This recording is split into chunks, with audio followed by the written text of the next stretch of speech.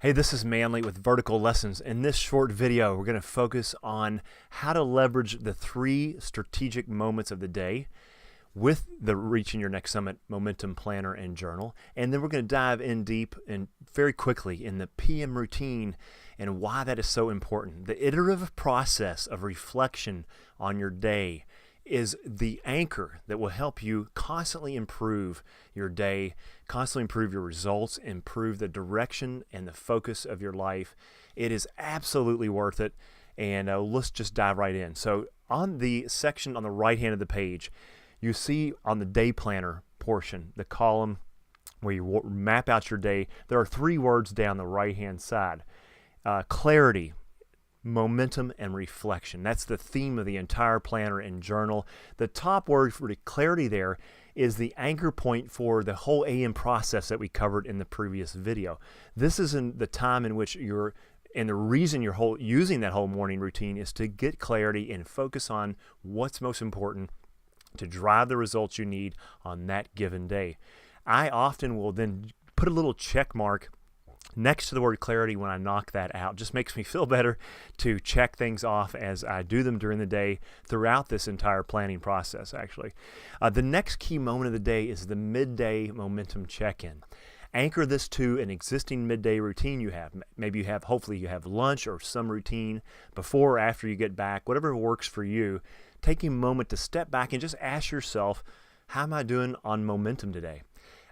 Our days get away from us. We have email, voicemail, meetings, and just nonstop chaos crap coming at us. Who knows, how many days have you had the best intentions in the morning with great clarity, and maybe you even felt good. You're like, this is it, I'm going to rock it. And then midday, actually, if you don't check in midday, somewhere, who knows, maybe the end of the day, you'll realize, man, what happened? The whole purpose of the midday momentum check-in is to make sure the day doesn't get completely away from you and to give yourself a minute to step back and look up, check your plan for the day, and refocus and rebuild momentum. When you do that, check it off, just a little checkbox by the word momentum, and then we focus down here at the bottom of the page on the word reflection. The word reflection is the anchor point for the entire process of a few steps. I'll focus on number 1 on the left-hand side, right-hand side of the page here, just focusing on reflecting on your day in 2 specific key prompts. Number 1, celebrate the summits. What went well today? The reflection and iterative process is incredibly powerful, and focusing on what went well is such a powerful tool because we so often just gloss over it. We're just used to doing everything we do. I think you'll be surprised when you look at that. And what happens when we focus on the good and what happened and that was what we wanted, we'll get more of it. This is proven. It's called the reticular activation system in our brain that actually helps our brains focus on just a small amount of information so we're not bombarded. And by focusing on what's good and what happened that worked well, we'll get more of it. So celebrate the summits, just a few things you had happen during the day that went well. Even on a crappy day, you can find something, right? I woke up today and I didn't die, or whatever. I mean, there's always something to focus on that's a positive summit. Next, second piece here is the lessons learned / next time. The phrase next time is a very powerful prompt, and this is to make sure that you're not beating yourself up, but we're just stepping back and not judging ourselves, but we're just honestly saying, you know what, today I learned that when I walk into a meeting unprepared, or if I'm tired or irritated or not caffeinated or whatever it was, that I lose it a little bit and I wasn't as focused as I could have been, or I lost my cool with my kids or my boss, whatever it was, that the lesson you learned. The next time prompt is very powerful as well. Started out with that. Next time, here's what I will do. This is just forward focused, and it keeps you from dwelling on the past and beating yourself up. Next time, here's what I'm going to do differently.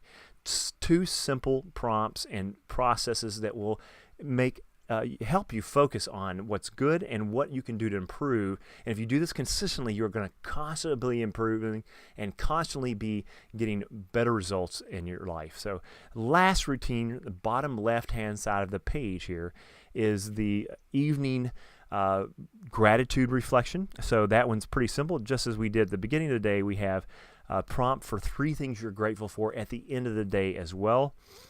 And then in addition to that, we have the very last thing I want to invite you to do is to answer this prompt. Tonight, I am gaining clarity on.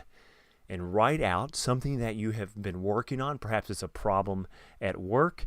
It could be just a challenge with your job. Could be a personal issue.